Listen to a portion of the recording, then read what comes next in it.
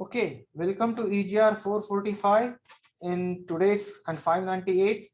In today's class, what I want to do is I want to continue the discussion that we started in last class and try to finish some gear designs. And gear design can be intense.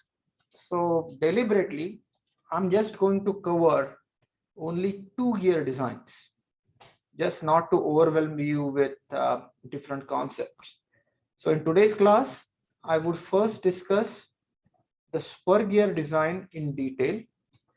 After the spur gear design is discussed, I will discuss the helical gear design. And then we will stop today. In the next class, I will discuss the bevel gear design, and then I will discuss the worm wheel design. And then we will be on our way to look at the design of internal combustion engine. In today's class, we are going to use the design data book or the design data that will help us in selecting the material components, and there are a lot of tables. So I would strongly recommend that if you have textbook, either a hard copy or soft copy, please open it and I will walk you through all the tables and the charts that you will have to refer and use as you continue with your design. So today we are going to use textbook for design data. Okay, so before we actually start the design process, let me quickly talk about different types of gears. So types of gears.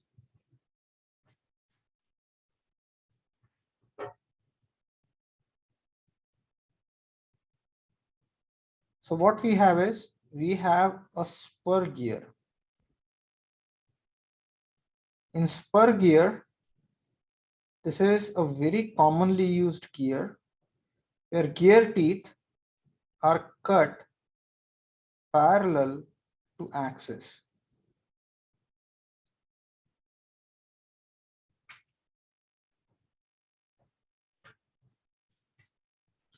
Then we have helical gear.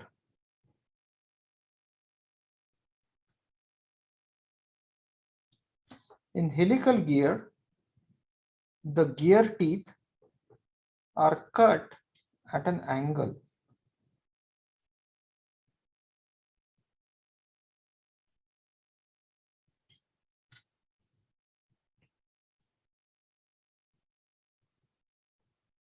Now, what is the advantage of helical gear compared to spur gear?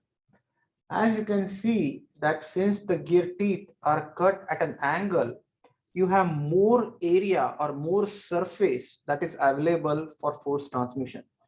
What that means is, for the same size, helical gears can transmit more power. But the unfortunate advantage of helical gear is, because the helical gear are at an angle, there will be a component of load along the axis that will generate the thrust. So in spur gears, you will not have thrust, but in helical gear, whether you want it or you don't want it, you are going to have the thrust. And that could be a good thing and a bad thing. For an example, where would it be a good thing? If you are driving a manual car, for clutch to operate, you would need some type of normal force acting on the clutch and the clutch plate. If you use the helical gear at the last stage in the transmission, by the virtue of the geometry, that force will be applied onto the clutch and the clutch plate. But if you use a spur gear, you would need some type of a mechanism or a hydraulic actuator or some spring to apply the axial force on the clutch plate. So spur gear and helical gear. And in these both gear transmissions, the power transmission shafts are parallel to each other. So as you can see, the bigger gear is called as the gear and smaller gear is called as the pinion. So you have this bigger gear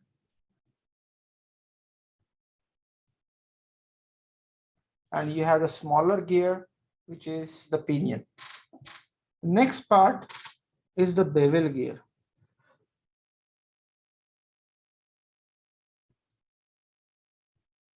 In the bevel gear,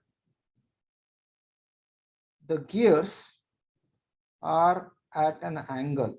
So the gear shafts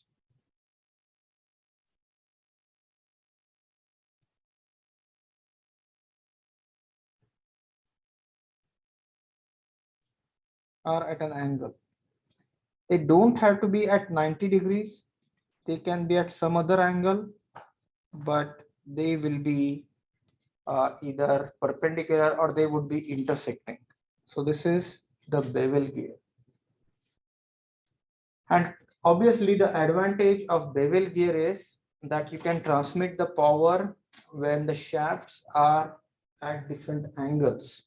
So the spur gear, helical gear, you need the driven shafts and driver shaft parallel to each other. In the case of bevel gear, the drive shaft and the driven shaft could be at an angle. Then the next is worm and worm wheel.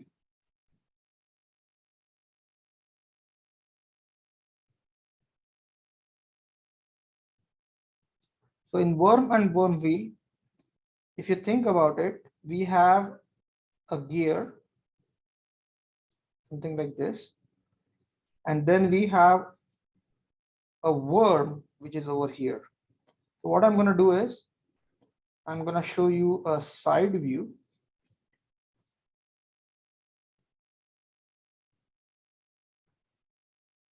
So you have a worm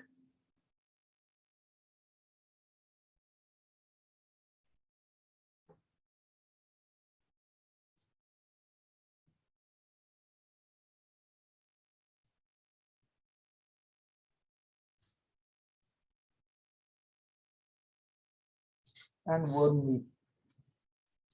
Now, if you think about it, worm is just like a power screw. So worm would have a helix and worm wheel is just like a gear. Now, if you can see in here, the axes are, so if you see here, they are parallel, but they are not in one plane. So as you can see, the axis of the worm wheel is here, but the axis of the worm is over here. So if you have power transmission wherein the shafts are parallel but non-planar, then you go with worm and worm wheel. The issue with worm and worm wheel is typically the efficiency of power transmission is low. That's a good thing and a bad thing. And typically the worm wheels are unidirectional. So power transmission can happen only in one direction. What does that mean? That means you can rotate the worm. This is the worm. And the wheel can be rotated. So you can rotate the worm clockwise and counterclockwise and the wheel would be rotated. But if you rotate the wheel, worm will not be rotated. Unlike spur gear, helical gear and bevel gear, if you change output shaft, input shaft configuration, which means if you rotate the output shaft, input shaft will rotate. In the case of worm and worm wheel, the output shaft is on the wheel and the input shaft is on the worm. So this is input and this is output. This is the output shaft and this is the input shaft. You cannot rotate a wheel and worm will not rotate. So what are the advantages of this type of configuration? Imagine we are using it for a hoisting application, which means, say we have a pulley here and we are lifting load. And this is connected to a motor. So what I would do is I would attach this to a worm and worm wheel type of assembly. I will attach it to worm and worm wheel, something like this. So what would happen is, and this will be connected to motor. This will be connected to motor. This would be the gearbox where you have the worm and worm wheel. This is the gearbox. Worm, wheel, gearbox, and this is the load. Now, and this is the pulley. So what is the advantage of such a configuration? Say for an example, if the motor fails or if the power is lost, then the load on its own will not run down. So if you have, say for an example, there are people inside. So this is an elevator. Then if the power is lost, we know for the fact that the elevator will lock. It will not run down and cause any harm. So this type of mechanism is super duper useful when you want unidirectional power transmission. Nowadays, what they do is they actually use recirculating ball screws to improve the efficiency of worm and worm wheel. So what they have is basically they have grooves here, and rather than, so worm is just a power screw. The power screws that we designed in last class is the same thing as worm. We are going to use the similar design principles to design the worm, but to minimize the friction, rather than having metal to metal area contact, you can have balls, and there will be recirculating ball screws. So that would minimize the friction significantly. In the case of power screws, sometimes the lead screws have balls embedded in there, in the screws, and those recirculating ball screws, they are super duper efficient. They are minimizing the friction. So these are different types of gears, and they are used depending upon the application that you are looking at, depending upon the load that you are going to use in application, and so on. In the last class, I talked about two important concepts, and I just want to touch upon those. One is the profile of the gears. There are two types of profiles that are used in gears. One profile is generated by rolling a straight line on the circle. So basically what you do is you roll this straight line on the circle, and as this circle, the line rolls on the circle, the trace of the point of contact forms something called as involute profile. This is involute profile. And this profile is important so that the kinematically gears can engage and disengage without biting into each other. If the profile is anywhere different, if it's not involute or if it is not cycloid, you would notice that rather than the smooth power transmissions, those teeth would just lock. And there is another profile which is called as the cycloidal profile.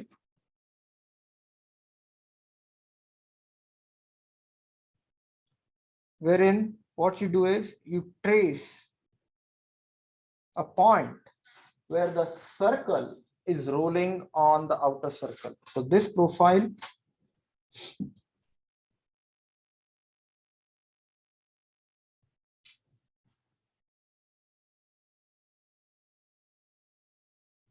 is a cycloidal profile.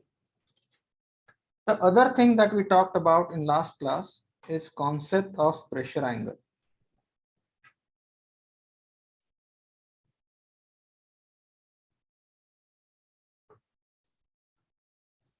So unlike friction wheels, where the pressure angle is uh, 0 degrees. So if you have two wheels, then the pressure angle is 0 because the force uh, that gets transmitted from the drive to driven is perpendicular. In the case of gears, because of the kinematics and geometry, there is certain angle. This angle is called as pressure angle. And there are two standard angles, 14.5 and 21 degrees. So these are two standard angles that are used in construction of gear. The other thing is you can have a full gear or you can have a stub gear. So what do we mean by a full gear? Full gear means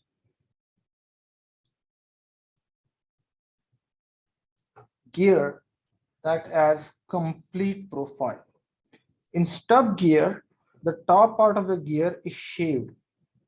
And what you have is you have sort of a stub or top part shaved off gear.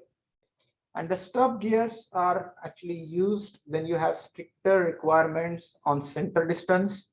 By shaving the top part of the gear, it is easier to meet those distances requirements. Now, these are the important concepts of the gear. And what I want to do is, I want to talk about the most important geometrical parameters in the gear. If you look at the gear looks something like this.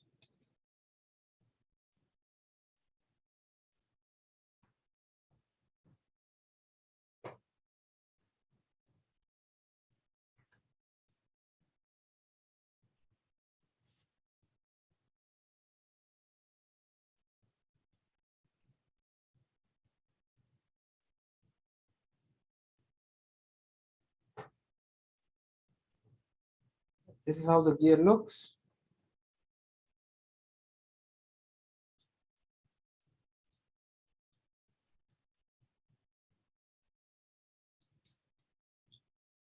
Now, there is something called as the pitch circle diameter. So what is this pitch circle diameter? Pitch circle diameter is the diameter of the virtual friction wheel. So PCD is the diameter of virtual friction wheel.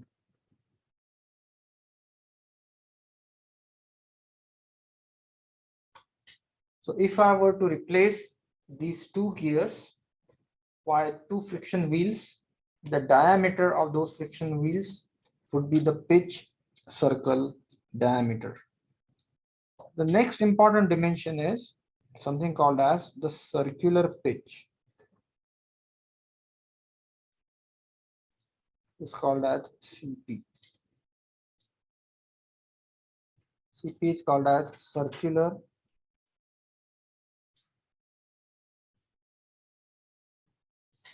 pitch.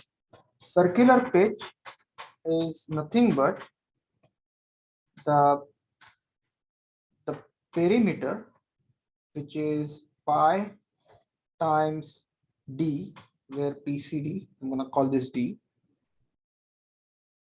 divided by t, where t is number of teeth.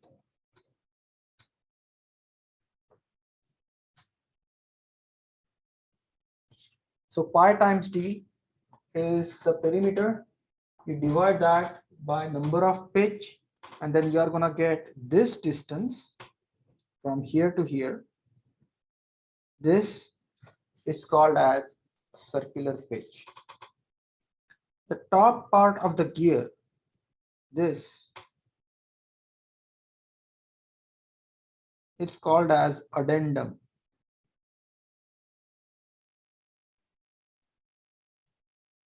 The bottom part of the gear,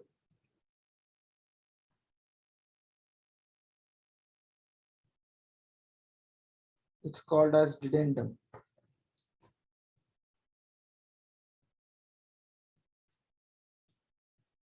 Then this total depth, which is addendum plus dedendum, it's called as the total depth.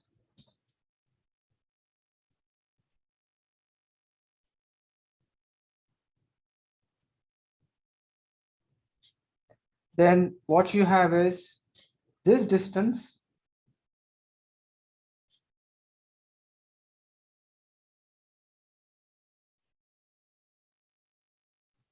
it's called as the face width.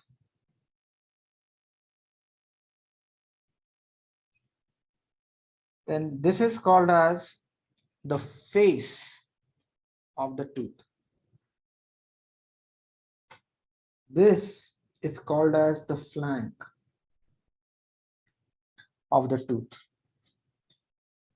Then this circle, it's called as the addendum circle.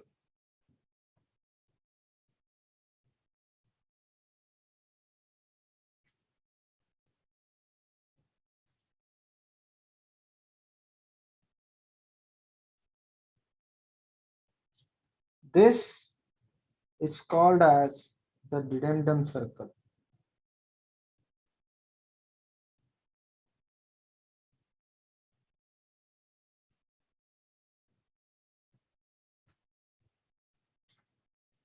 And here, let me give you the most important dimension that you will always remember.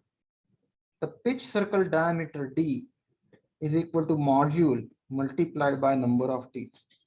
This is the fundamental equation when we design a gear. D stands for the PCD, M stands for module,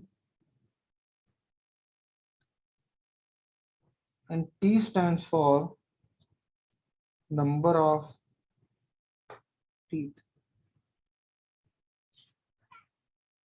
And now just quickly look at this equation. Circular pitch is pi times D by T. So I can write this equation down as pi times module. So circular pitch can also be written as pi times module. And for gears to be in contact, they need to have the same modules. So this is the requirement for power transmissions. Meshing gears,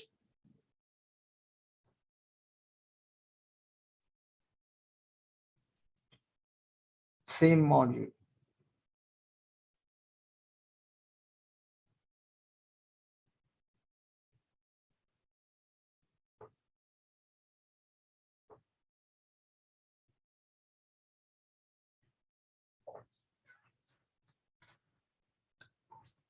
Now, what are the major proportions of the gear? So just like standardization in any manufacturing process, the major dimensions of the gear are standardized based on module, which means the addendum, the dedendum, they are proportional to module. So what I'm going to do is, for a simple gear, a simple involute profile, a spur gear, I'm going to give you the proportions. So gear dimensions.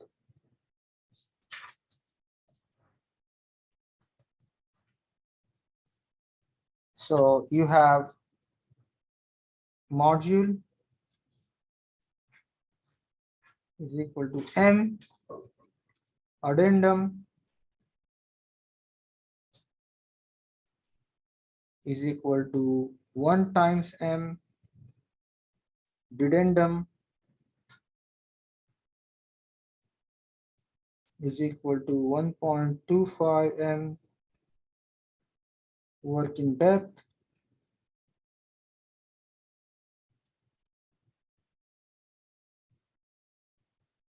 is equal to 2 times M minimum depth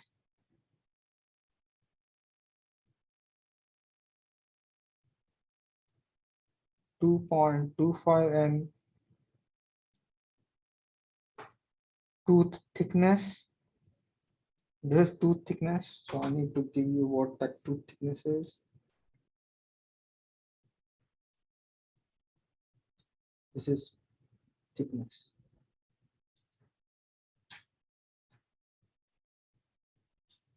Tooth thickness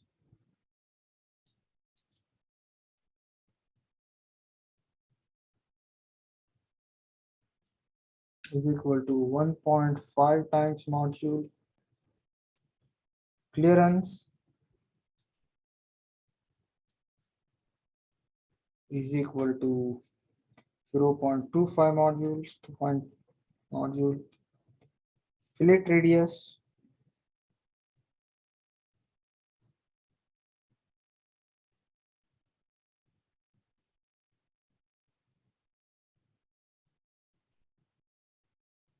zero point 0.4 times module. And I want you at this point to look at table 28.1 from the textbook.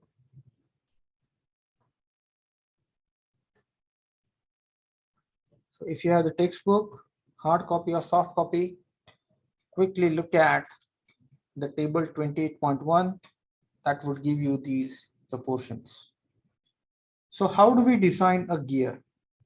Design is based on two considerations. Design is based on the strength, and design is based on the wear.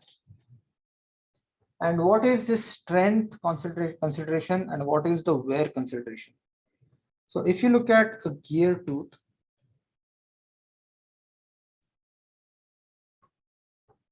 there is this load that is acting on the gear. So I'm going to call this W. If you were to approximate the gear profile, this is like sort of a beam. So if you think about the gear, even though the shape is non-uniform, but you can visualize this to be like a beam. So what we can do is we can design the gear based on the beam strength design. So beam design. So we can actually look at the gear design based on the bending and the beam strength equation. On the other hand, gear is not a static thing. Gears are continuously in contact. They are transmitting high forces. There is a lot of impulse loading, fluctuating loading. So what that means is when the two gears are in contact, there is large amount of contact stresses that are generated. And this contact kind of travels on the gear surface. So what we want to do is we want to make sure that the gear contact stresses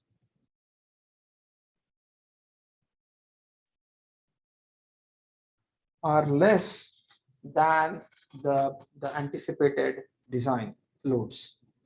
So these two things we need to take into account when we are trying to design a gear. Now, another observation is how do we decide number of teeth in the gears? And for gear to function properly, you need certain number of teeth to minimize the interference. So important part is that you need to make sure that the number of teeth are sufficient so that the gear teeth do not interfere. So if you look at the design guidelines, minimum number of teeth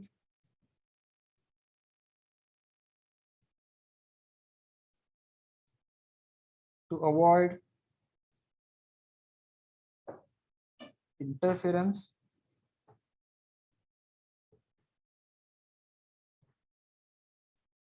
14.5 degrees composite, is 12, 20-degree full depth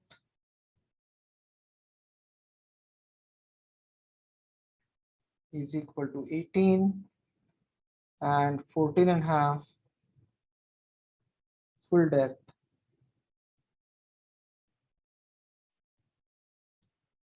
is equal to 32. So these are the design guidelines that we want to follow to make sure that these gears do not interfere. So this is the guideline for the minimum number of feet. So what does gear design finally entail? Gear design finally entail is design or find dimensions based on strength. So find dimensions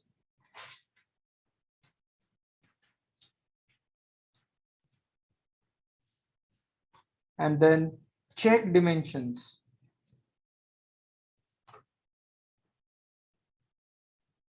if the design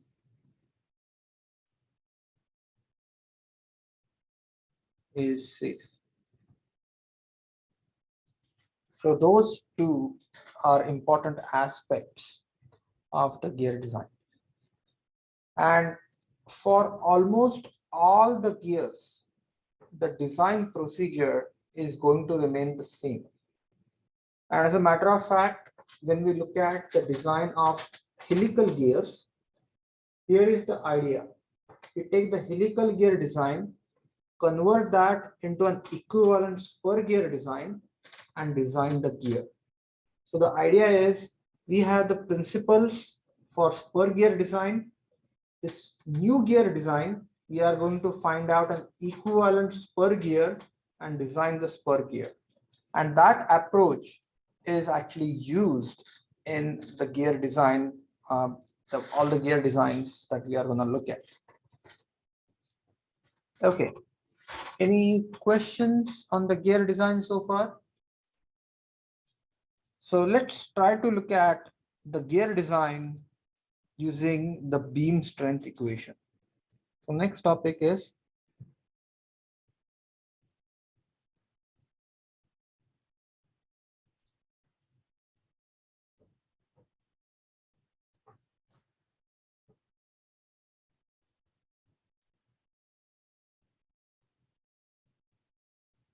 this is also called as Lewis equation.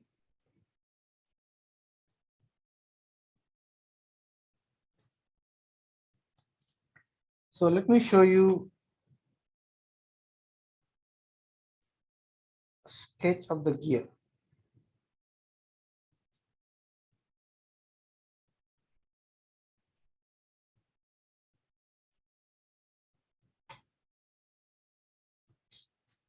So if you think about it, on the gear for power transmission, this is the pitch circle diameter. You are going to have a tangential force that is acting over here. There will be a component of tangential force that will be acting over here, which is called as normal force. And this is governed by pressure angle phi. Let's look at the height. So what I'm going to do is I'm going to construct an approximate tooth profile just for the ease of understanding. And I'm going to call this height h. This distance is the face width. And I'm going to call this b. This is tooth thickness. I'm going to call this t. So what we have is we have the tangential force Wt.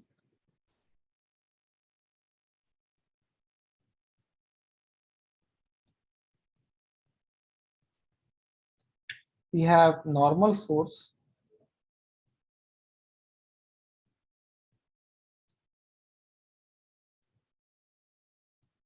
And we have something called as the radial force.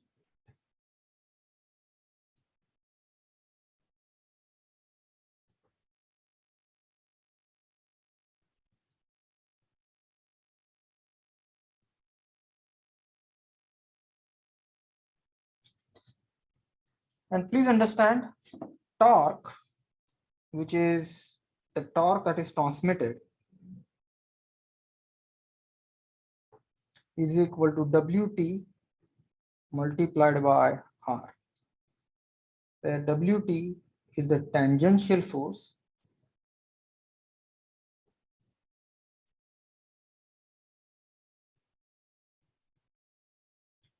and R is the radius of gear.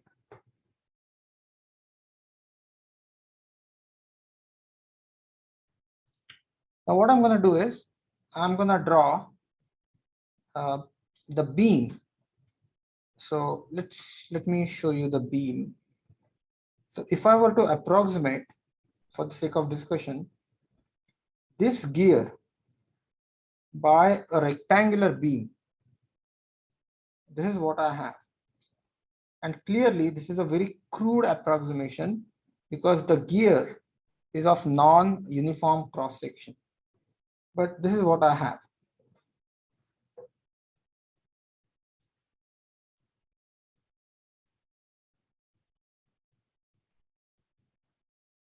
And if you look at the loads that are coming on here, the loads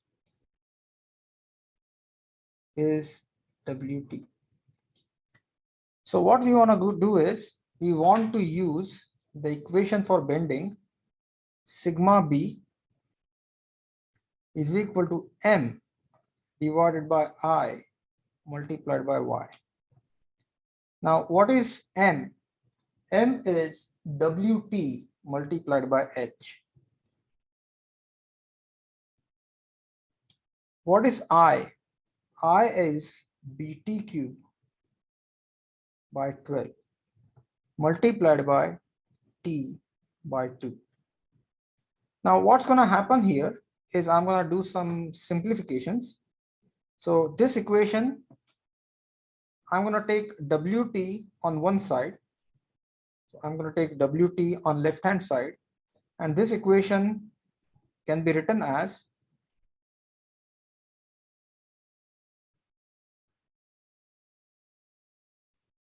now here I have T and I have this H. This guy, T and H, both of them, they depend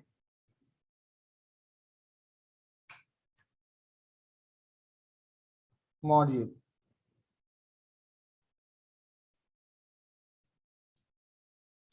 And that equation can now be rewritten as, so what I'm going to do is I'm going to use a ratio. So something like this, I'm going to say T is equal to X times module. This is just a constant of proportionality, pi times M, and H is equal to K times module. So T and X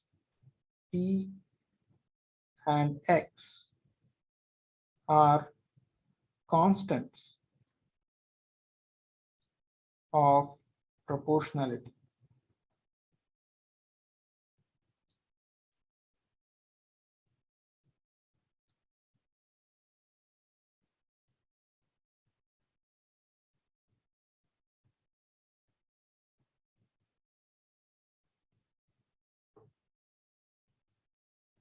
And then I can substitute these values over here, and this equation now becomes x square pi square m square divided by 6 times k times pi times m. Now what that means is this entire equation can be approximated as, and pi times m is something called as circular pitch, also called as P times C. So this is circular pitch. So this entire equation can be rewritten as sigma B times B times circular pitch multiplied by x square divided by 6h. And this is called as this whole thing. As you can see, x is the constant of proportionality, 6 divided by k. K is a constant of proportionality. So what that means is this guy is actually a number, and this number is called as Lewis form factor. So what that means is if you want to design the gear can be designed based on the beam strength equation. So consider the gear is like a beam. There is bending happening, and we want to find out the bending stresses. But when we find the bending stresses, we realize that majority of these dimensions are proportional to the fundamental dimension of module. And what that means is we can replace all that with constant of proportionality, and at the end you got this Lewis form factor, and that Lewis form factor gives me this equation. Now let's think about this equation in a little bit more detail, and let me explain what this means. You have Wt on the left hand side. Wt is nothing but force that is given in newtons. Sigma b is the stress that is given in Newton per millimeter square. Multiplied by, you got b, which is in millimeters. You got CPC, which is pi times m, where m is a module that is given in millimeters. And multiplied by, you have y, which is the Lewis's form factor. So I want you to think about the dimensions match. On the left hand side, you have the unit of Newton. On the right hand side, you have the unit of stress, that is multiplying that by area. So you can think about like this guy is area, this guy is stress. So you have force is equal to stress multiplied by area.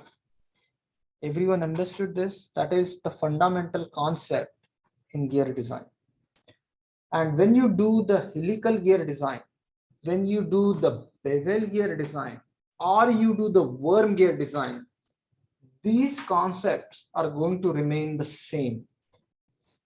So this beam strength design is the crux of gear design, and we will use this again and again and again and again.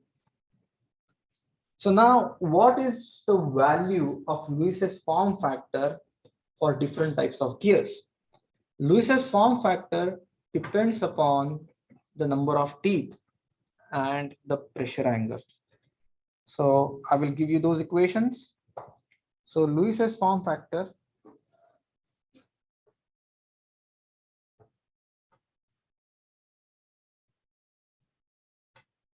y is equal to 0.124 minus 0.684 divided by t for 14.5 composite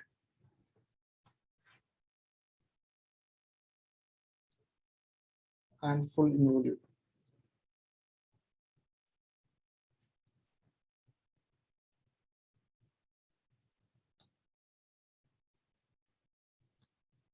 Zero 0.154,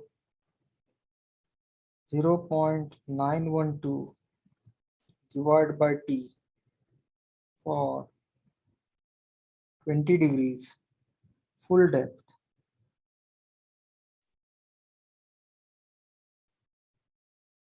involute.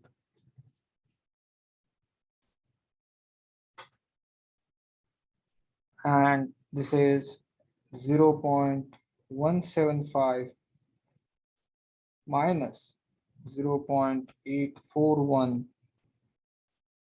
T for 20-degree stub. And T is nothing but number of teeth. So a quick recap, WT is equal to sigma multiplied by B multiplied by pi times M multiplied by Y.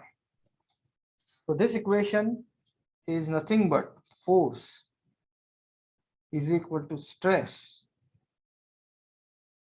multiplied by area. Now, here is a key question. When we derive this equation, we assume the load to be static. So that was a major assumption that we made, that when this beam strength equation was derived, the load was static. But in gears, the load is dynamic.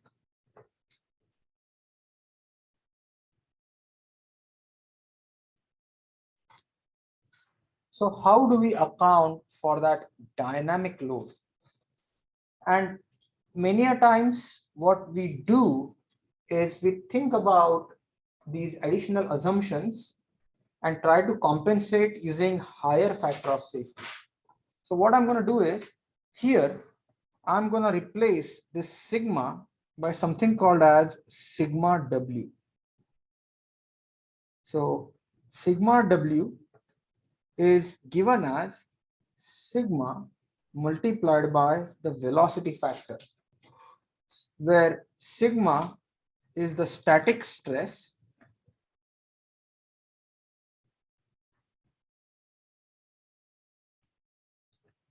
CV is the velocity factor, and what this does, it allows us to account for dynamic loading.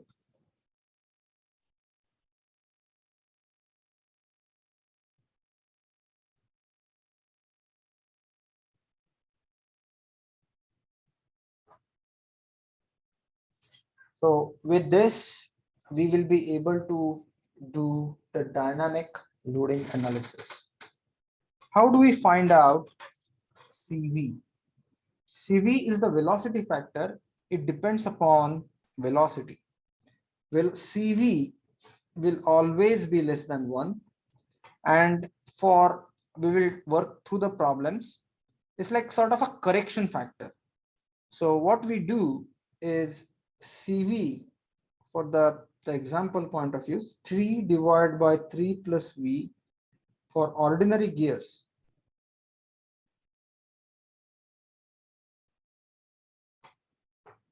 Where the velocity is less than or equal to 12.5 meters per second.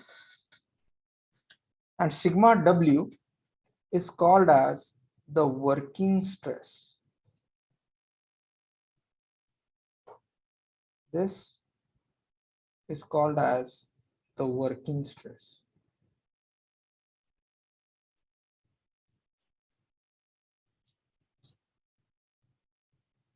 So what's going to happen? We would be given some design consideration that design this gear for transmission of certain power at certain speed. From there, we'll find out the value of torque. Depending upon the material that we choose, we will find out what is the value of sigma. So for example, if we want an aluminum gear, if we want a steel gear, if we need a cast iron gear, depending upon the different materials, we would select the appropriate value of sigma. Then we are going to look at the speed at which the gear is going to rotate. So from that speed, we will find out the velocity. Velocity is nothing but omega times r. Omega is nothing but the radians per second multiplied by r is the radius of gear. So we find V. From V, we will find out the value of CV. We will find out from CV and sigma, we'll find sigma W. So if you look at the last equation that I have written, on the left-hand side, Wt would be known, sigma W will be known, pi is a constant, y comes from the Lewis's form factor that is dependent on number of teeth, that is known. So now we have B and M as unknowns. B stands for the face width, M stands for the module. We assume a ratio between the face width and module. And depending upon the type of gear we choose, that ratio can go anywhere between 8 to 12. So we will assume a B by M ratio and then plug in all those values and then find out the module. So at the end of the day, the first step in gear design is find module M.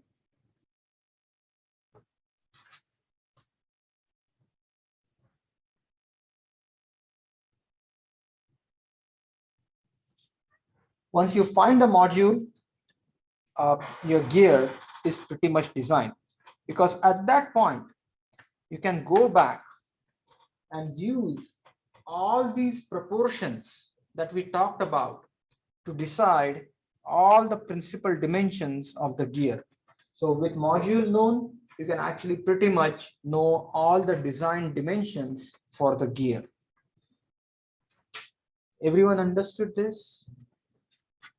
The next part is how do we check the gear? What I'm going to do is, just for the sake of discussion, I'm going to write down all the CV values that are used for different considerations.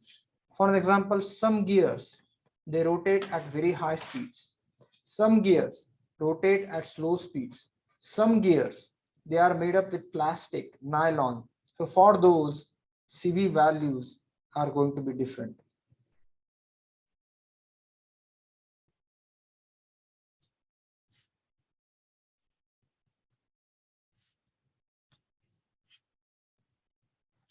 So CV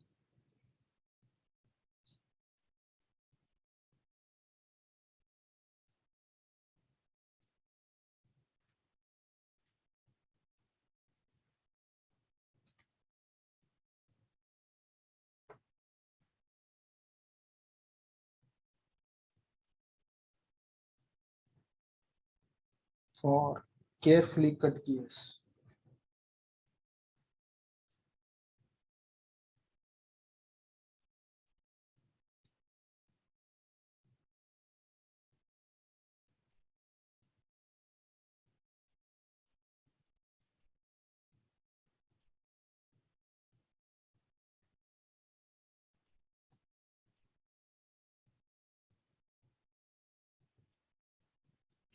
Where VP is less than 12.5 meters per second.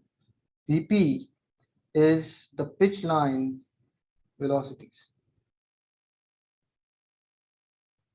Then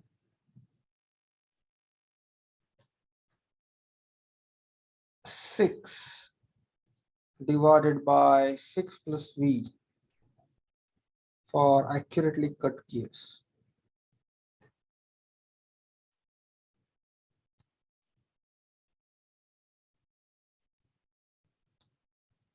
Where VP less than 20 meters per second. Then you have precision cut gears.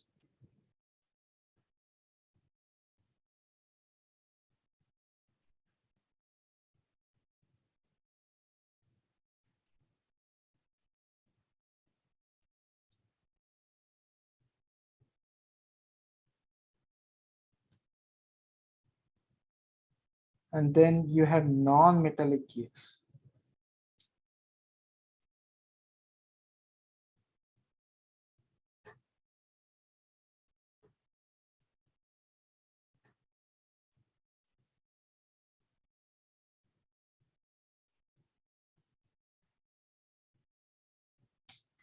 Now, but here, let me caution you about an important part.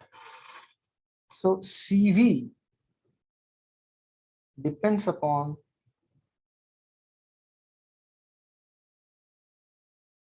velocity.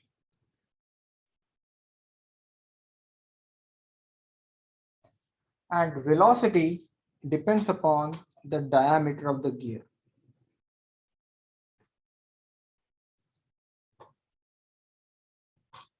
So many a times gear diameter is not known. So many times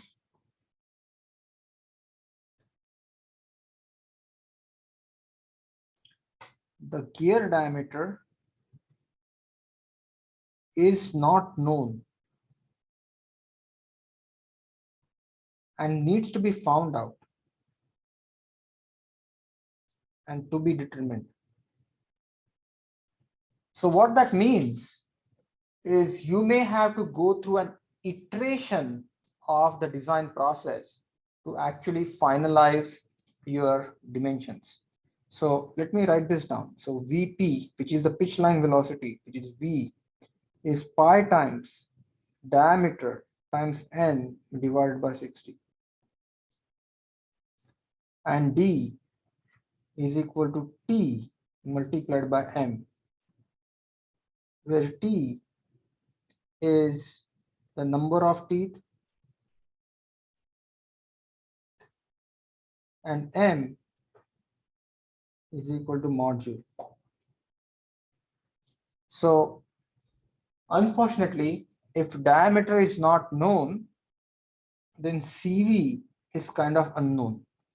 So what we will have to do is we will have to do an iteration or sometimes trial and error to solve for the module. And that process I would explain when we work out the problems. So I just want to tell you that many a times CV may not be directly known, but CV may be known in terms of module. So you will have to solve those equations. The next part is I want you to look at one table which talks about the static strength of materials. So static strength of material table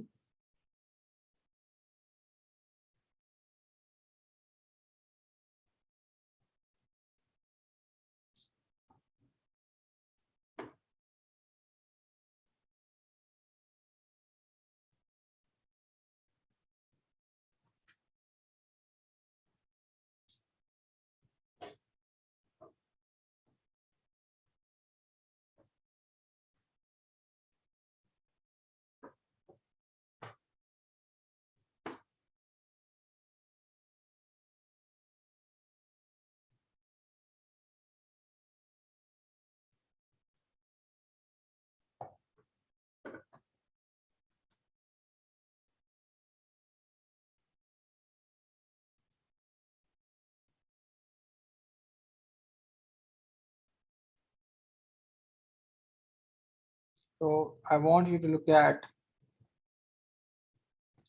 table 28.4 on page 1039.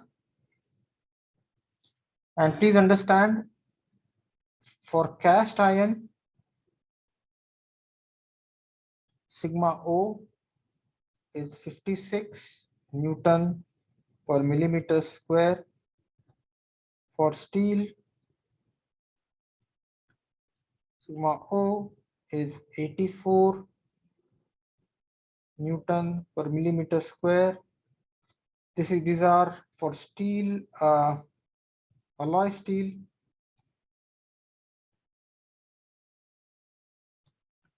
Sigma O is 140 to 200 Newton per millimeter square.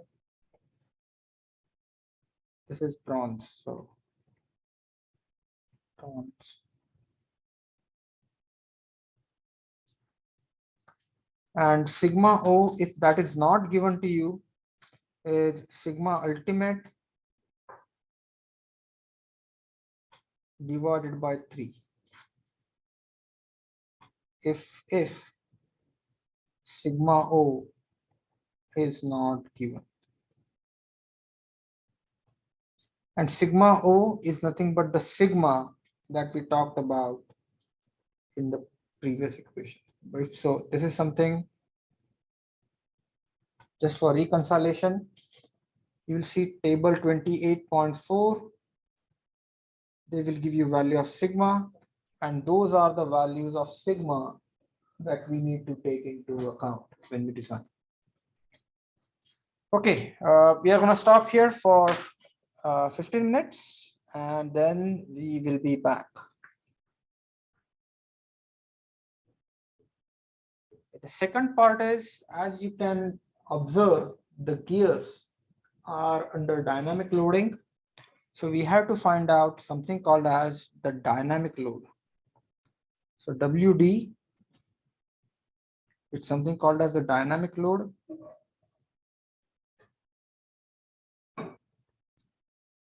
And dynamic load is given as tangential load plus intermittent load. So WT is tangential load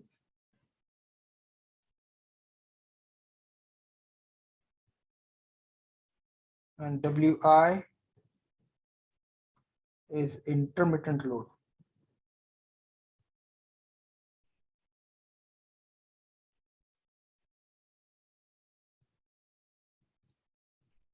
And WD is the equation for WD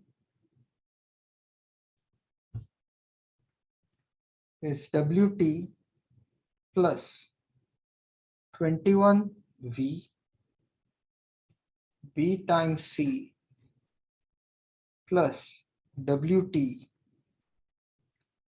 divided by 21V plus square root of B times C plus WT. This is called as the Buckingham equation.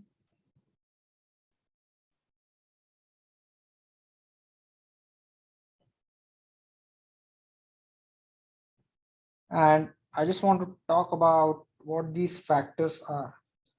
I will not talk about how this equation was derived, but I can tell you that this equation was derived based on the dimensional analysis. What does that dimensional analysis means?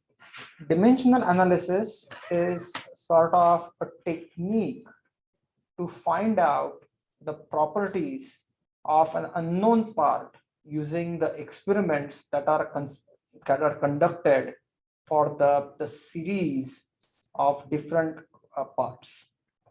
So what happens is, if you think about it, when they design an airplane, or when they design a dam, or when they design a huge big structure, many a times it is not possible to estimate all the dynamical, kinematics, and geometric properties of the component that is to be designed, because it's just one of its own kind.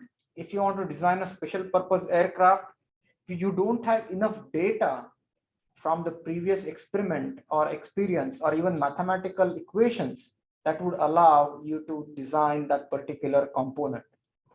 So what we do is we actually create some small scale models, test those small scale models, and then extrapolate or infer about the properties of those big models that are actually designed. But how do we ensure that this experiment or set of experiments that are performed on these teeny tiny models are similar, or give us similar results, or give us some type of understanding of the large design that we are going to work on? So for that, what we need to do is we need to maintain the something called as the geometric similarity, kinematic similarity, and dynamic similarity. What it means is the geometry has to be proportionate, kinematics or the velocities should be proportionate, and dynamic, which means the loads, should be proportionate. And once you perform these dimensional analysis, you come up with some type of equations that allow you to perform experiments on a small scale and infer at the large scale. It's actually a huge topic of research, dimensional analysis. And then what you do is you have different types of numbers that you kind of match. You have different types of attributes, parameters that you match, and then try to come up with these equations. These equations may or may not have some mathematical significance or mathematical justification, but those equations would allow you to find out the dimensions or the forces or the moments on a different big object by performing experiments on a small proportional objects. So that is where the Buckingham equation comes in the picture. Buckingham analysis is a technique for dimensional analysis. So what I want to show you here is, if you look at this equation, and in the dimensional analysis, you don't have to match each term. So for an example, they are expressed as ratios. So basically those units, they cancel out. So what that means is, when you perform the dimensional analysis and when you get these equations, in those equations, one quantity may be represented as meters per minute. Other quantity will be represented as meters per second. But at the end of the day, when you work out the ratios, finally the units will work out. So what I want to tell you is, here B stands for the face width, C is something called as the deformation factor. So this equation, B stands for the face width,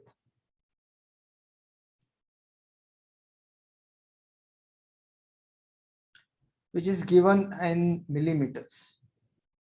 C stands for deformation factor.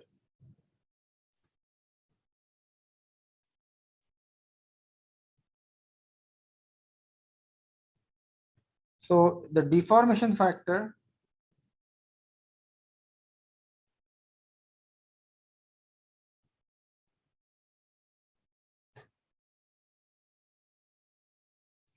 depends upon the error, then the class, tooth form,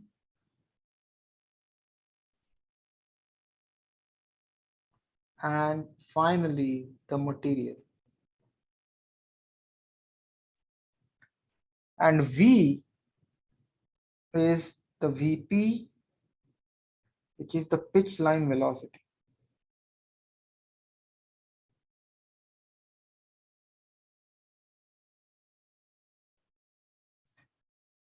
So if you look at this product, which is B times C, that is given in newtons. WT is the tangential load, that is given in newtons. And this velocity is typically given in meters per minute. So what you do is, you substitute all these values and then find out the dynamic load. And the importance of this dynamic load is, this kind of gives you an estimate of how much the actual loading will be when the gears come in contact and then they get out of contact. So at this point, I want you to look at this table, which is table 28.5.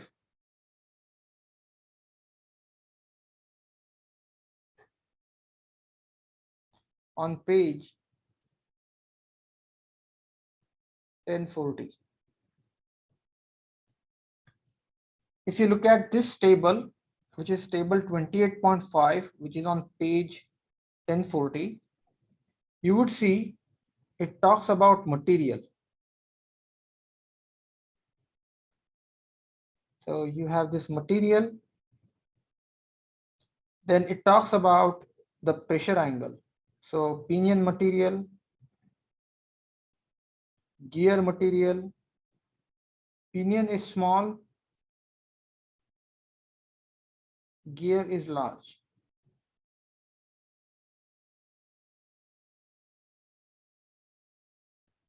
Then you have the pressure angle, which is 14.5. And then what we have is, we have something called as the error correction factor. So error in action. And this error in action depends upon how accurately in cutting tool.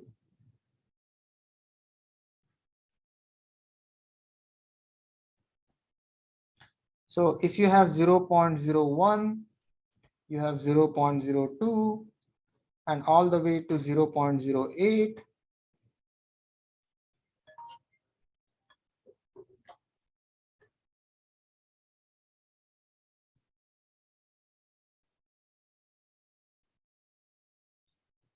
And you will see that this is 55 all the way up to 440. So these are the values of C. The pinion, if it is made up with cast iron, if the gear is made up with cast iron, as you can see, the pressure angle is 14.5, and then the value of C goes all the way from 55 to 440. So depending upon how accurate your gear cutting process is, how accurate is your gear cutter, the value of C changes. So important observation, more accuracy in cutting,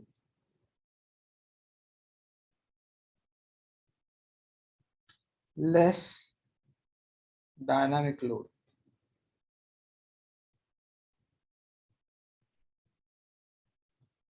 If you don't want to use the table, there is another equation. C is given as Newton per millimeter, and this equation for C is K times E divided by 1 divided by EP plus 1 divided by EG, where EP is the Young's modulus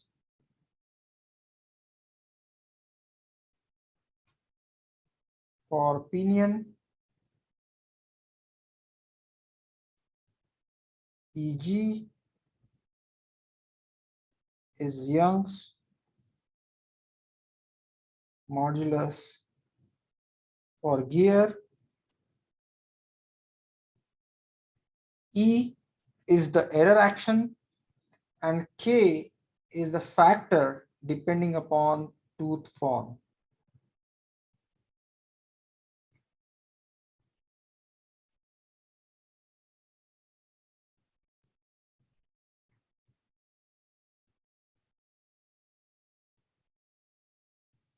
So for an example, K is equal to 0.107 for 14.5 degree pressure angle, 0.111 for 20 degree pressure angle,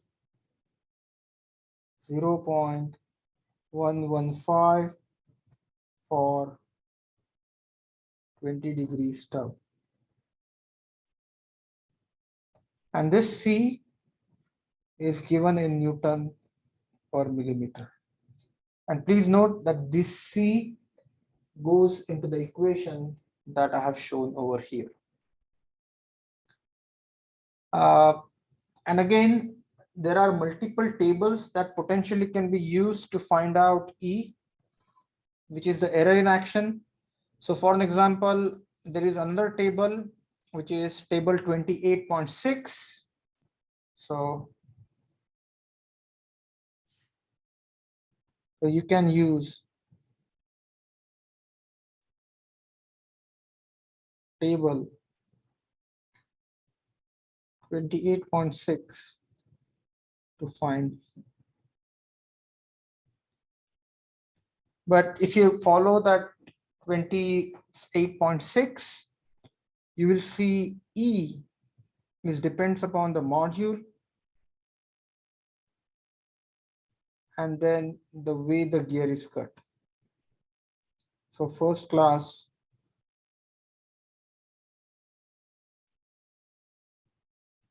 commercial cut gears. Then you have carefully cut gears.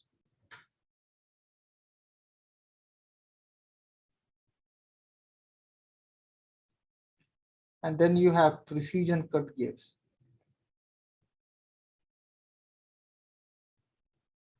So you can use any approach and you'll get the same result. Now the next question is, this is an important question. The gear that we have designed, the gear that we have designed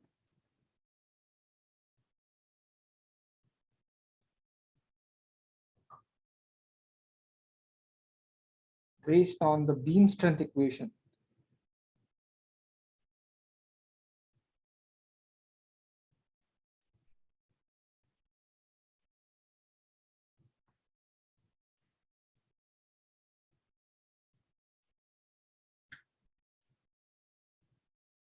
Can it sustain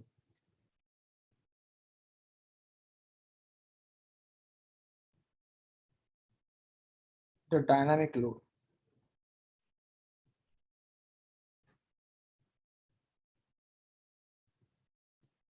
Now here, the important part is, if you look at the way the gear is loaded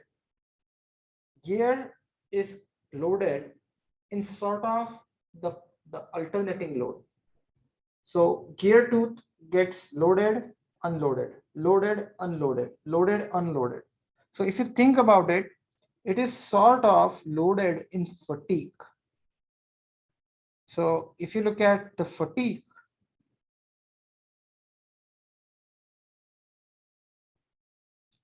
there is concept of fatigue failure or failure under repetitive loading. Now, it is, please understand, if you have a very small amount of load, then the component can withstand fluctuations for a long period of time. If the magnitude of the load is higher, then the component will get fatigued sooner and fail. So if you were to draw the stress versus the number of cycles a steel component can withstand, you would notice that statistically it would look something like this, which means for high values of stresses, the component would fail early. So this is the number of cycles for failure. So number of cycles to fail. So as you can see, if the stress values are high, the component will fail early. If the stress values are low, then the component will take long time to fail. So there is something called as the limit, which is called as the endurance limit. So beyond that, component can withstand infinite or 10 to the power n number of cycles. So for that, what we do is we want to make sure that our gear is able to sustain this so-called fatigue loading. And for that, we are going to do something like this. We are going to find out WS, which is static load that is based on the endurance strength.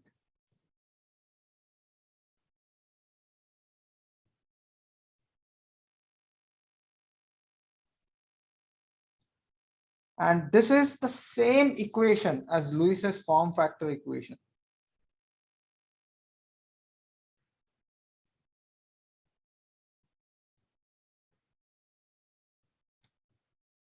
So this is the same equation as the beam strength equation. The only difference here is we have sigma E, which is the endurance strength.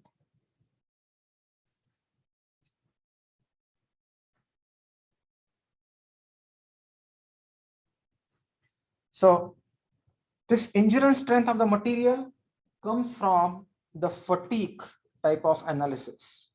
And the question is, where do we get this endurance strength? This endurance strength, now please understand, this is not the surface endurance strength. So there are two types of strengths. So if you think about the gear profile, there is something that is in the core, which means that goes everywhere. And there is, by using some type of a heat treatment or some type of a special material treatment, the surface strength is going to be different. So please understand, this endurance strength sigma E is somewhere in the core. And to get that, you will, this is also called as flexural endurance strength.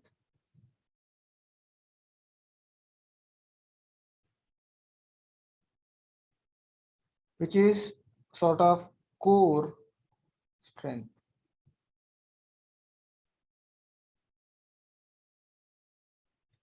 And where do we get this core strength? This core strength value we can obtain from table 28.8, where we have the material, we have hardness, and we have the value of sigma E. And this endurance strength depends upon the hardness of the component. So for an example, if you have steel, BHN indicates the hardness. So if it is 150 BHN, the endurance strength is 250. BHN stands for Brinell hardness number.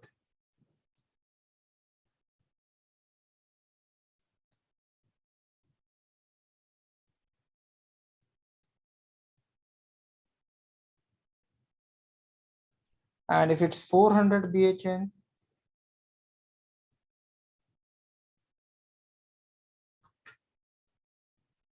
$700. And this is something, the hardness of the whole material. So WS is equal to sigma E B pi My. And once we find WS, we have to make sure that WD that we calculated is less than WS. So this is the actual dynamic load.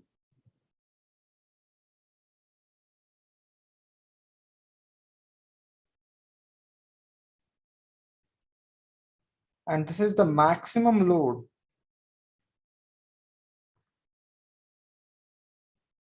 that gear can sustain.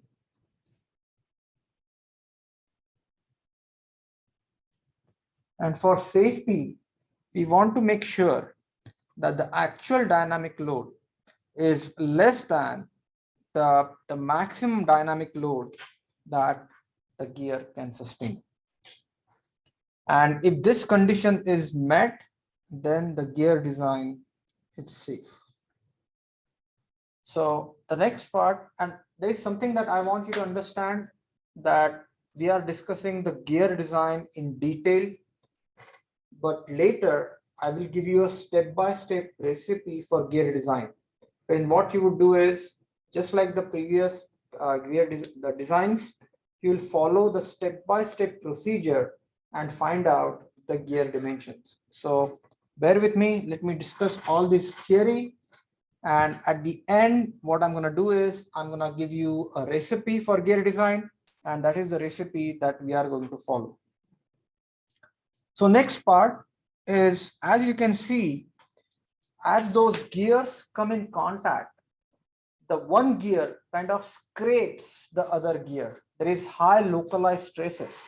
So we have to make sure that when the gears are coming in contact, the surface of the gear is able to withstand. Otherwise, what would happen is, because of this continuous scratching, the surface will be micro indented, and there will be teeny tiny amounts of holes, pits, and material removal that will make that surface weak. So we need to make sure that the gear is able to support the contact stresses, so and the wear stresses. So next thing is determination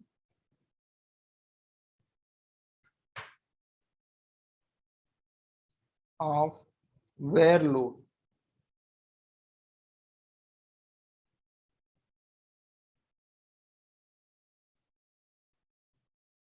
And why do we do this?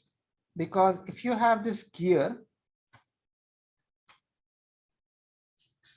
that the surface of this gear is continuously hit by the other gear, which means there are high localized stresses that would give rise to pitting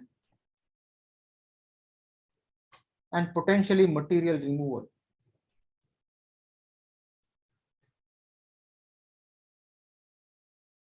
And that will lead to failure. And we don't want that to happen. That's why we want to make sure that the gear surface is safe. So to find wear load, WW, it's always found based on the pinion. So diameter of the pinion, remember wear load is always found out based on the pinion. Again, it is used using the Buckingham dimensional analysis is used. This is also called as Buckingham equation.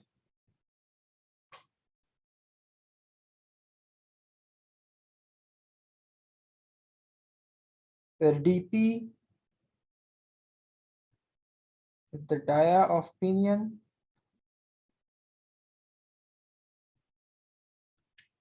B is the face width, Q is the ratio factor,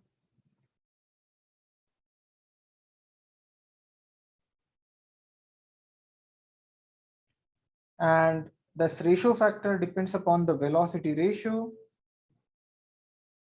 or the gear ratio. So if you have an external gear,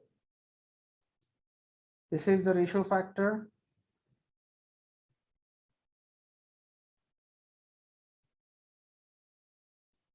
If you have an external gear,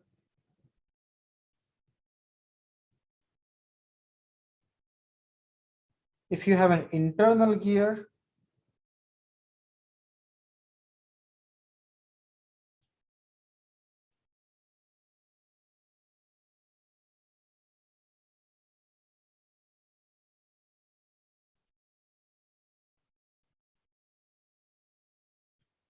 so if you have an internal gear,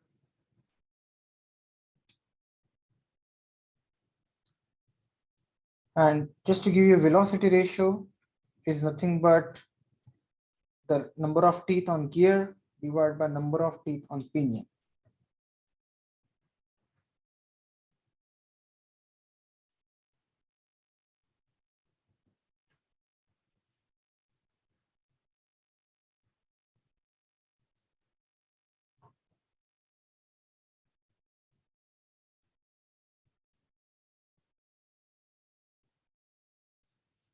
And K is load stress factor.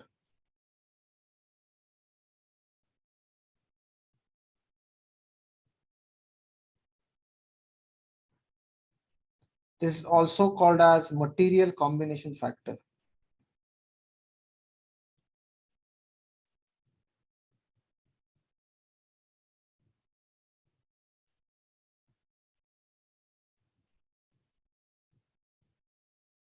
Which is Newton per millimeter square. And the value of K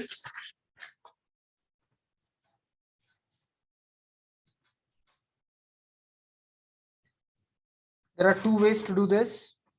You can actually use an equation which is sigma ES square Sine phi divided by 1.4, 1 divided by EP plus 1 divided by EG. And sigma ES, please note, is different from E, sigma E. This is called as the surface endurance limit.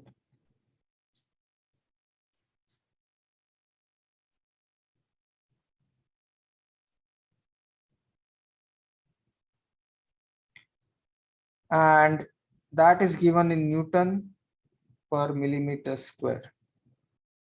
Phi is the pressure angle.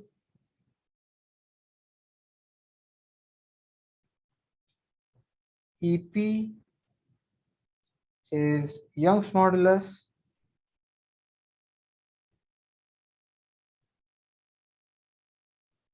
For pinion, and EG is Young's modulus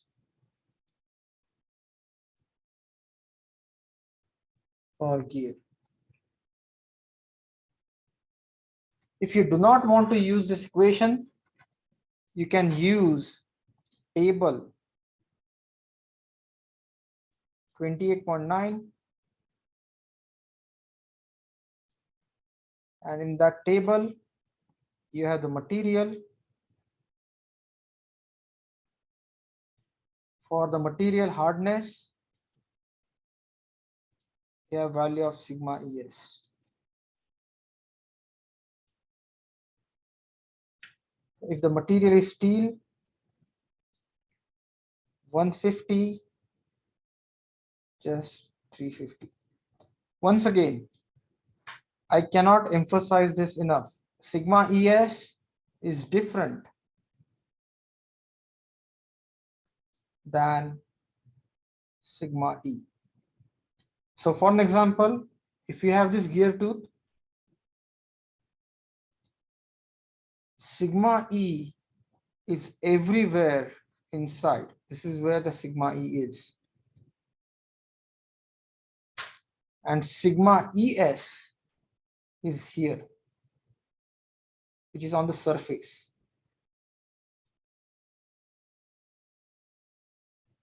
Because wear, pitting, and the other surface failures, they actually happen near the surface, not in the core. If the value of sigma ES is not given for steels, sigma ES can be approximated as 2.8 times BHN minus 60 for steels.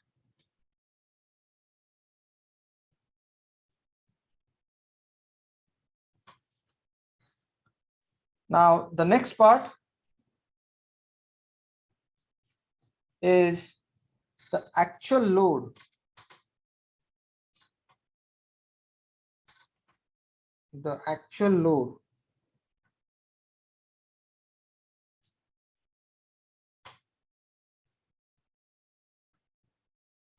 on the gear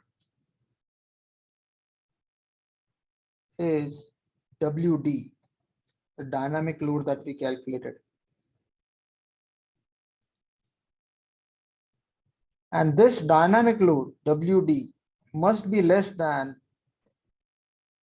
W wear, WW. So the dynamic load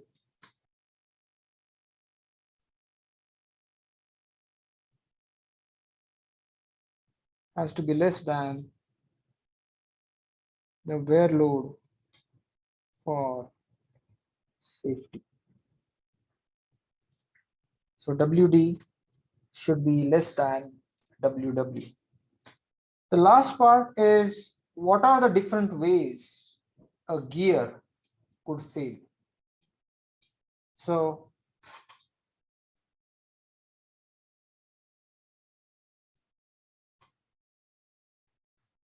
causes of gear failure.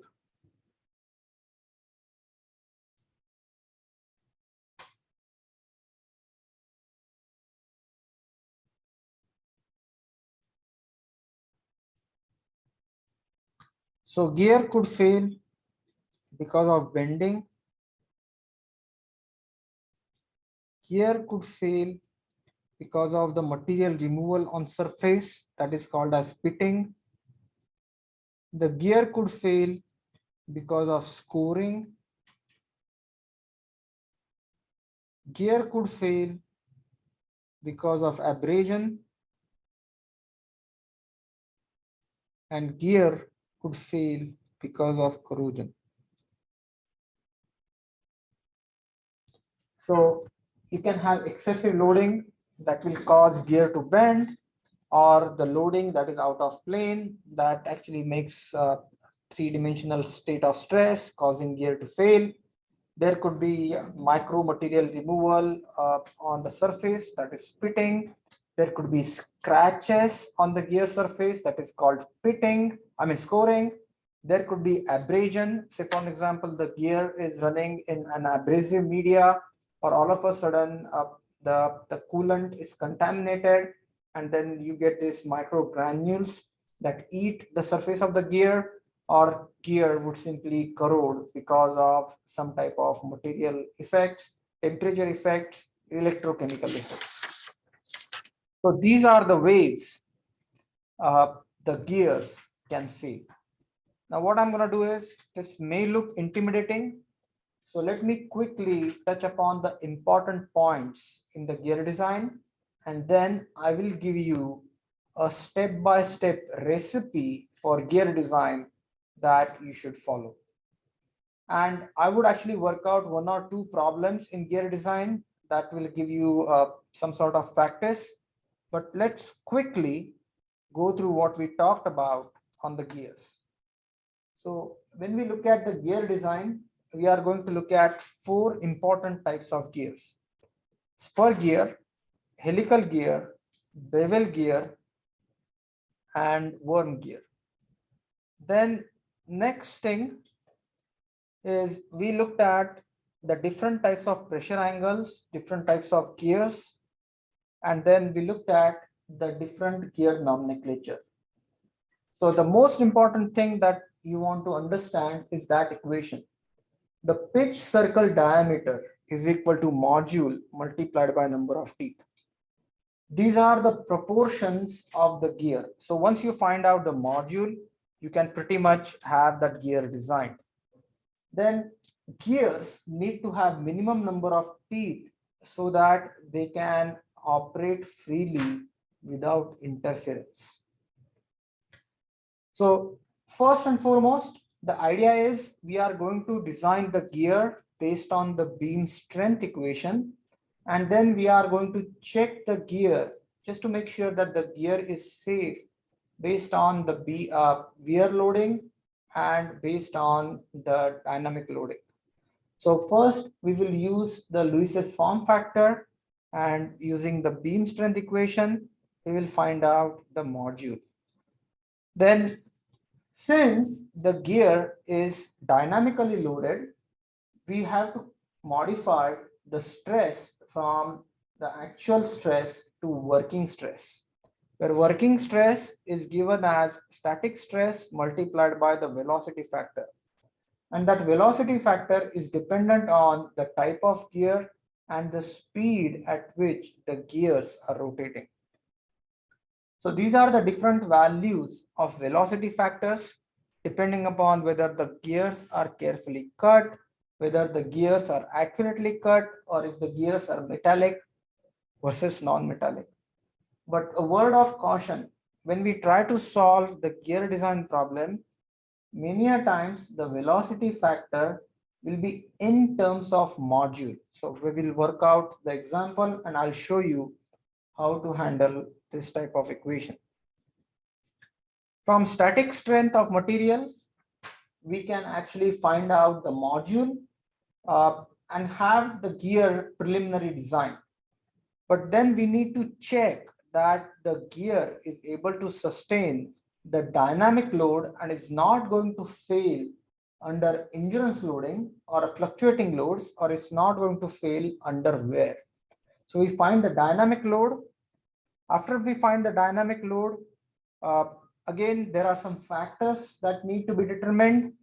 And once those factors are determined, we substitute the value of dynamic load and we find out something called as the static load or the endurance strength or the endurance load that indicates the core strength of the gear. And we need to make sure that this load WS is greater than the dynamic load that we calculated in the previous equation. Then once we are done with that, we need to check the gear to make sure that gear is safe in wear loading. So to again determine the wear loads, we have to use something called as the Buckingham equation. And again, we have the diameter of the pinion, we have the face width, we have the ratio factor. All these parameters along with the load stress factor get substituted in this equation WW, and that gives us the wear load. And wear load is the wear load capacity of the gear, and it has to be greater than the dynamic load that is sustained by the gear in operation. So these are the steps in gear design. And again, there are lots of steps, but please understand, we are going to follow the exact same steps when we design the spur gear, helical gear, bevel gear, and worm gear. Now with that, what I want to do is, I want to give you a sort of a recipe, like a step-by-step approach for the gear design, and we would follow this approach and actually do the gear design. Most likely we'll work out a problem of gear design in next class, but at this time I just want to just go ahead and give you the gear design recipe. But quick question, uh, any ideas, thoughts, doubts on the material that we discussed so far?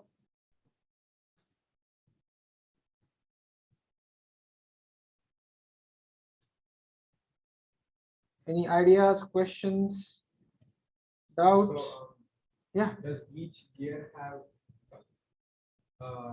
like, I know that racing cars use helical gears. Yes. Is there any specific reason to it, or Helical gears are stronger for the same size. So helical gears. or does it have to like do with the rate at which it? So helical gears, if you look at the way the helical gears are designed, for the same size, the face width of the gear is large. So which means it can take more load, which means it can transmit more power for the same size. So the same footprint, basically, if the helical gear and spur gear, they are of the same size, same material, then the helical gear would transmit more power. And just because there is more material, nothing else. Okay, now so today I will not give you a break. Instead, what I will do is I will discuss the design procedure for spur gear, and then we will start, if it's okay with everyone.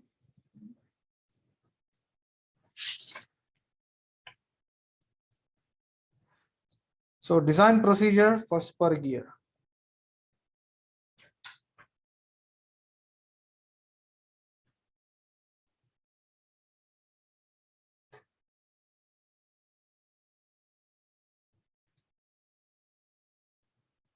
So this is the crux.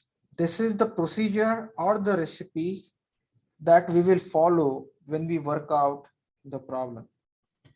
Typically in the problem, we will have P, which is power transmitted.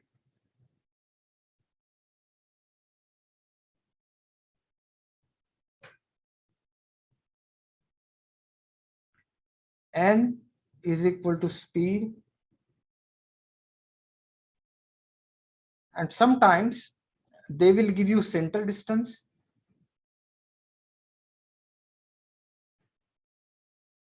Sometimes they will give you some additional considerations. So when we work out the problem, I will talk about the different variations. Power is given as 2 pi n t divided by 60, where t is the torque. And sometimes they will give you something called as the service factor or duty factor. So what is CS? It is called as the service factor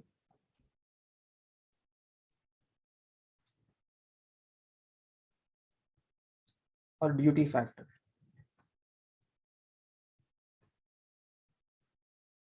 Now, depending upon whether this gear is intermittently loaded, continuously loaded, whether it is operating in a hazardous environment, corrosive environment, or if it is operating 24/7, or if it is operating just 8 hours per day.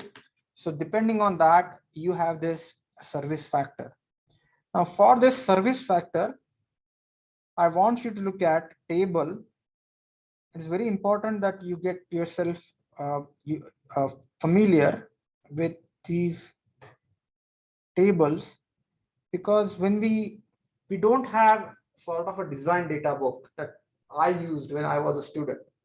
So what we will have to do is to find out these factors, we have to actually refer to the textbook. So you have steady operation, you have the shock or intermittent operation. So you have normal, you have 8 to 10 hours, and you have the continuous. So the factors that are given is 0.8, 1, 1.25, 1, 1.25, and 1.54.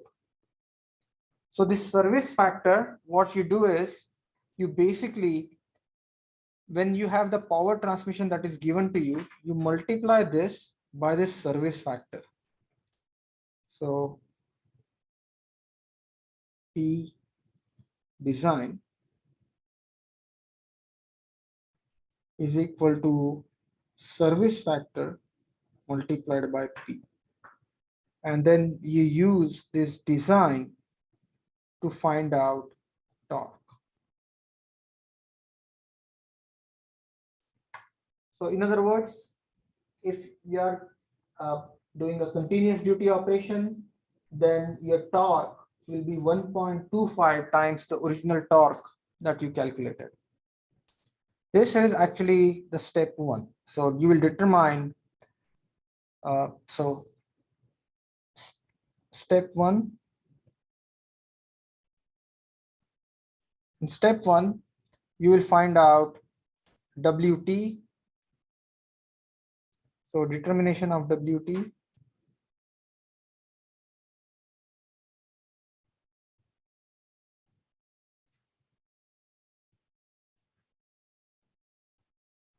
WT is equal to P divided by pitch line velocity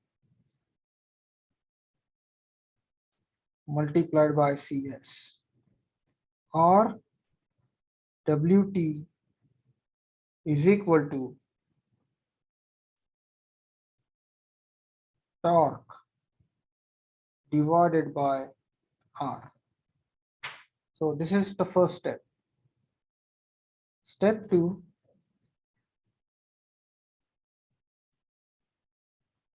we have to use the beam strength equation.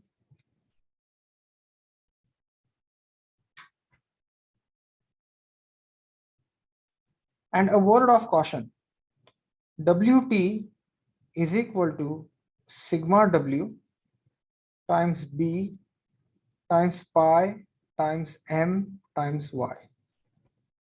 Now, if you look at the gear design, we have this big gear, and you have this pinion. we have this gear,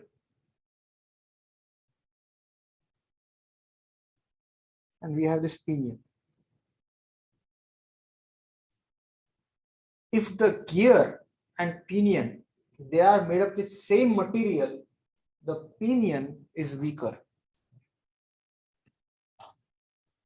If the gear and pinion, if they are made of the same material, the pinion is weaker. So I'll write this as a side note.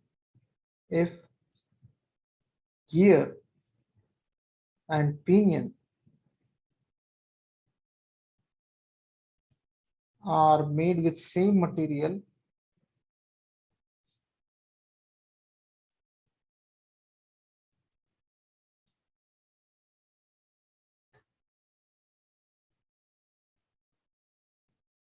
pinion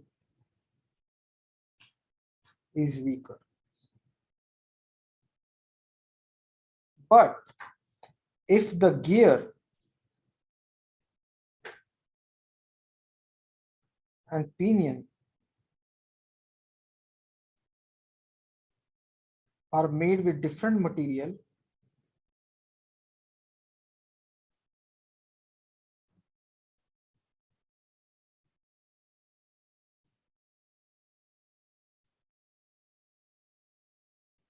we have to find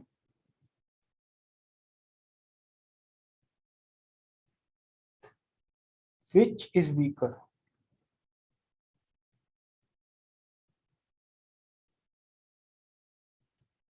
So to do that, what we do is we find this product sigma W times Y for gear, and we find sigma W times Y for pinion.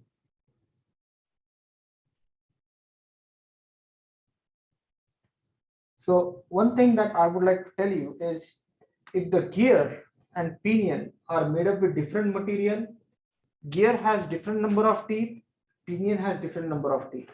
So what we want to do is we want to find this product to check whether the gear is weaker than pinion or pinion is weaker than gear. So we do not know what is true.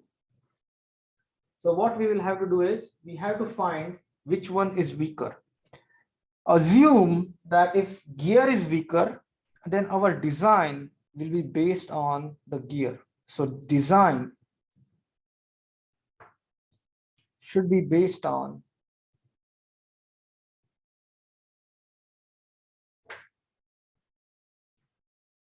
weaker element.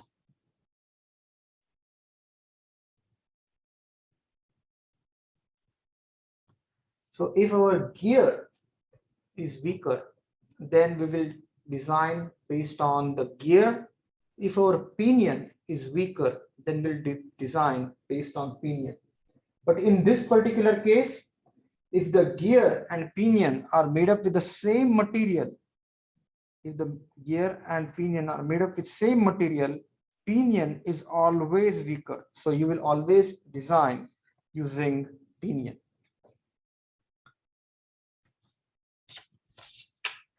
So next part is for spur gears.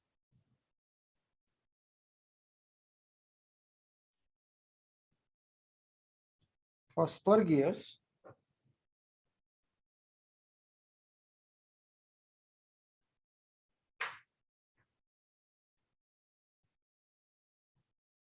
B, which is the face width,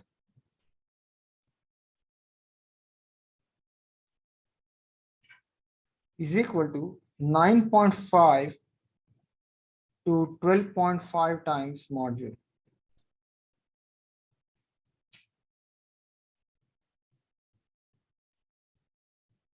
And WT is equal to sigma W multiplied by B pi module multiplied by Y. Now please understand, this B can be expressed in terms of module.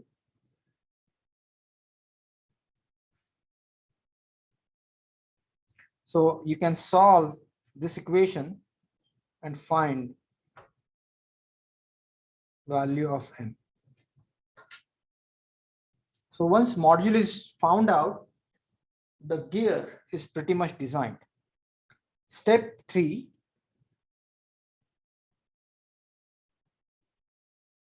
is determination of dynamic load.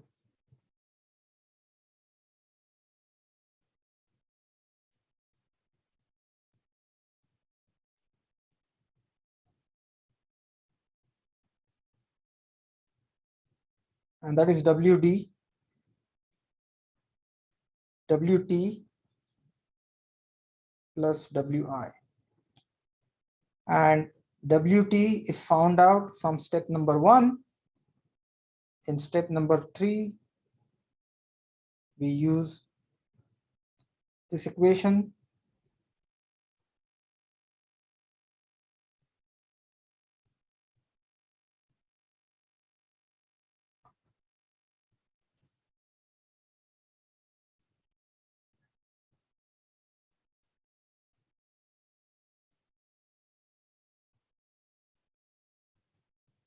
Step 4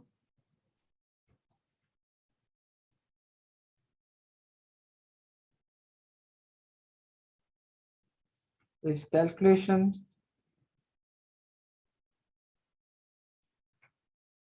of static, which is endurance, load, which is Ws, is equal to sigma E times B times pi times M times Y. Please note, this is all these dimensions are known from step 2. And we have to check if WD is less than Ws.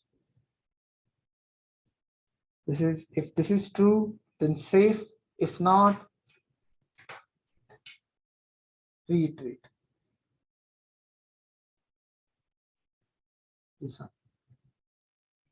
And design is not like hard and fast. So it may not be possible to get the correct answer in the first time. So for some reason, if you see WD is not less than Ws, then go back and change the gear design. So change certain parameters of the gear, say change the face width, and see if you are able to meet that particular requirement. Step 5 is determination of wear load.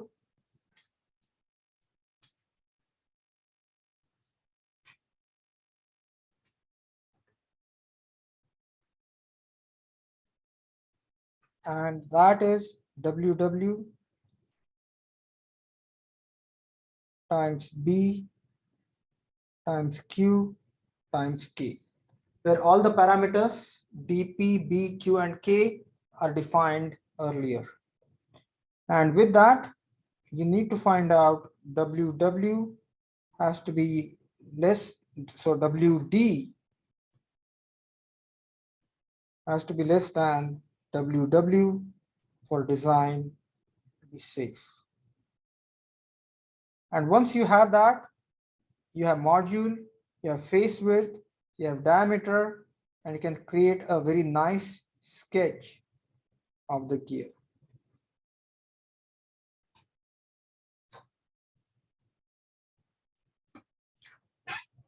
So these are the important steps in the gear design.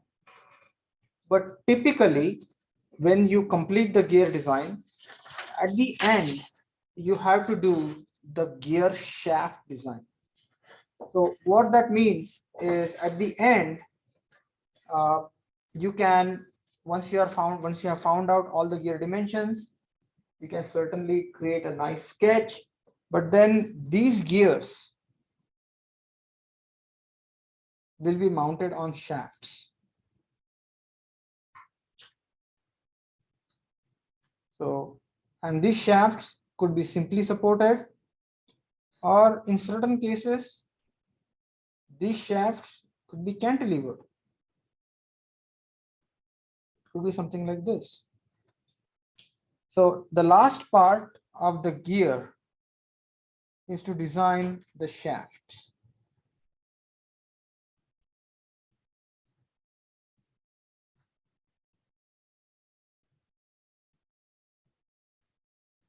And for that, we need to look at what are the forces that are acting on the gear. So what I'm going to do is I'm going to quickly give you the shaft design procedure. So next part is forces on the gear.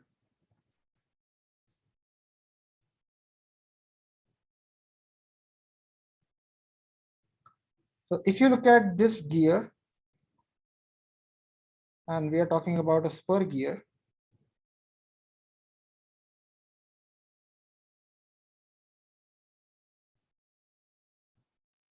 we have a tangential load,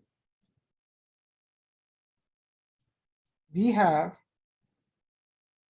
a normal load, and because we have the load that is at an angle, we have the radial load.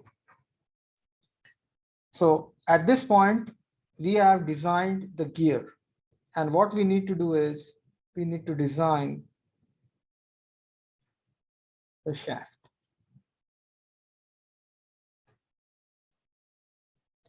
So for that, we need to find out that we know the value of tangential load is known from step 1.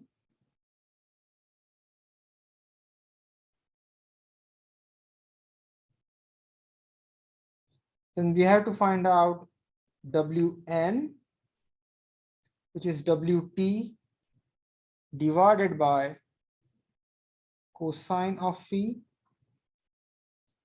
and we need to find out Wr, which is Wn times sine of phi.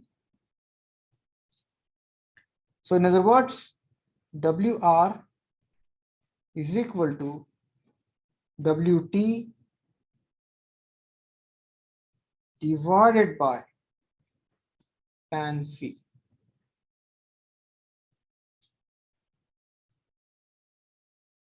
Oh, Wt multiplied by tan phi, sorry.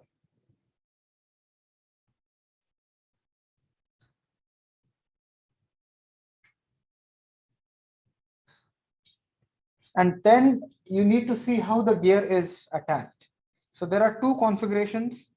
The gear could be attached like a simply supported gear. So you can have a gear like this, or you can have the gear that is cantilevered. So we have to follow the shaft design procedure. So at this point, what we have to do is we have to find out the forces, and we have to follow the shaft design forces. So we have to find out the maximum bending moment,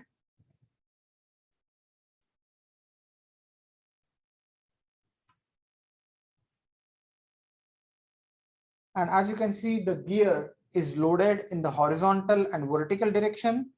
So you can find out the bending moment, shear force and bending moment diagrams in the horizontal plane and the vertical plane. So Bm max is equal to square root of bending moment in vertical direction plus bending moment in horizontal direction. Then you know the value of torque. So from here, you can find out the equivalent torque.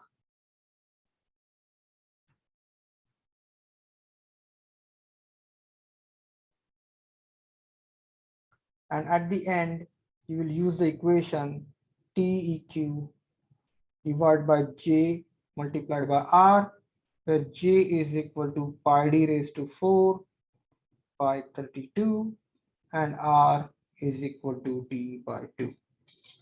So when you substitute these values And again, this design would be different depending upon how the gear is supported, whether it's cantilevered, whether it's simply supported, what are the distances from the center, and so on. But what I would do is I would actually work out an example, and then I'll go from start to finish, where we will do the gear design. We will also do the shaft design, and we will actually find out the all the dimensions. So I'm going to stop here today because I think this material is too much in one lesson. I would strongly encourage you to review this material. I would put the slides and the video lectures on Canvas. Just go through those, or even if you come the next class, in the next early 5-10 minutes, just review the lecture so that we can actually work out the problems. But at the end, we are going to follow this step-by-step recipe. Step 1, step 2, step 3, step 4, step 5, and step 6, which is the shaft design. So with that, I'm going to stop here, and I would be happy to answer any questions that you may have.